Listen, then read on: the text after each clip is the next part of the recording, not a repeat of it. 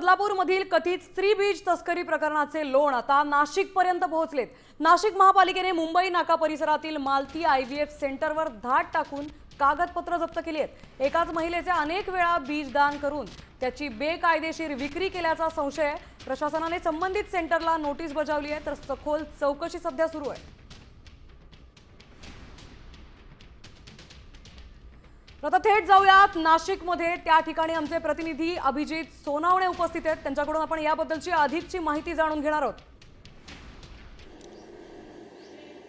बदलापूरमधील स्त्रीबीज तस्करीच्या रॅकेटचे धागेदोरे आता नाशिकपर्यंत पोहोचलेले आहे। नाशिकच्या मुंबई नाका परिसरातील मालती IVF सेंटरमध्ये नाशिक महापालिकेच्या वैद्यकीय पथकानं छापा टाकून त्या ठिकाणी काही कागदपत्रांची तपासणी केलेली आहे आणि काही कागदपत्र देखील ताब्यात घेतलेली आहेत। विशेष म्हणजे बदलापूरमधलं हे सगळं जे प्रकरण होतं त्यामध्ये आत्तापर्यंत अनेक धक्कादायक खुलासे समोर आलेले आहेत। खरं तर एका महिलेला फक्त एकदाच स्त्रीबीज काढता येतात, मात्र आर्थिकदृष्ट्या गरजू महिलांना पैशांचा आमिष दाखवून त्यांच्याकडून एकापेक्षा जास्त वेळा स्त्रीबीज काढण्यात आलेली आहेत। नाशिकच्या संदर्भातला जर आपण विचार केला तर एकाच महिलेकडून अनेकदा स्त्रीबीज काढून घेतली आणि त्यातून ती बीज जी आहे ती लाखो रुपयांना विकल्याचा देखील समोर आलेला आहे। त्यामुळे आता या सगळ्या प्रकाराची आता सखोल चौकशी सुरू करण्यात आलेली आहे। नक्कीच धन्यवाद आपण दिलेल्या सविस्तर माहितीबद्दल। त्यामुळे आता स्त्रीबीज तस्करी रॅकेटचे धागेदोरे हे नाशिकपर्यंत पसरल्याचं समोर आलंय।